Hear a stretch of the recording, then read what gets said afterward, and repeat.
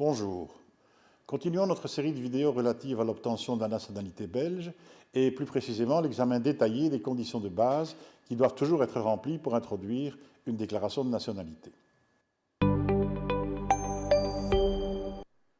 Dans les vidéos précédentes, on a vu qu'il y a 4 conditions de base à remplir pour pouvoir introduire une déclaration de nationalité belge: être âgé de plus de 18 ans au moment de la déclaration, être titulaire d'un droit illimité au séjour en Belgique, être en situation de séjour légal ininterrompu, soit depuis la naissance, soit depuis 5 ans, soit depuis 10 ans, selon l'option choisie, et enfin, ne pas avoir commis de faits personnels graves. Dans la dernière vidéo, on avait examiné la première de ces conditions, à savoir plus de 18 ans. Attardons-nous quelque peu aujourd'hui sur la deuxième condition, être titulaire d'un droit illimité au séjour en Belgique. Ce droit est matérialisé par une carte de séjour de 5 ans. Il y en a 7 catégories. Tout d'abord la carte B, ou certificat d'inscription au registre des étrangers.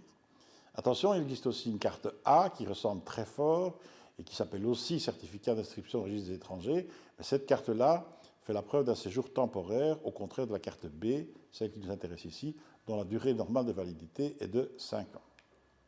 Deuxième catégorie, la carte C, intitulée carte d'identité d'étranger. Cette carte ressemble aussi à la carte B, à la seule différence qu'elle porte la mention carte d'identité d'étranger au lieu de certificat d'inscription au registre des étrangers.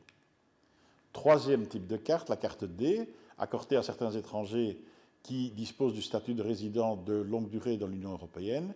Cette carte ne diffère des deux autres que par la mention résident de longue durée UE.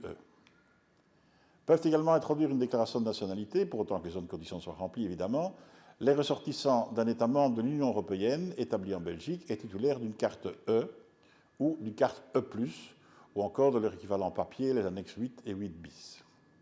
Enfin, la dernière catégorie de titres de séjour qui permettent l'introduction d'une déclaration de nationalité, ce sont les cartes F et F+, obtenues dans le cadre du regroupement familial.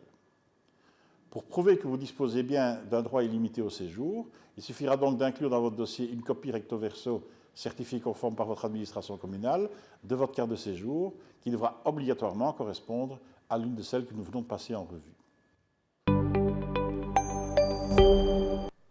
Ceci termine notre bref aperçu de la deuxième des conditions requises pour faire une déclaration de nationalité, être titulaire du droit au séjour illimité en Belgique. Dans la prochaine vidéo, nous examinerons la troisième condition, pouvoir faire la preuve d'un séjour ininterrompu de 5 ans, 10 ans ou depuis la naissance, selon le type de déclaration. À bientôt.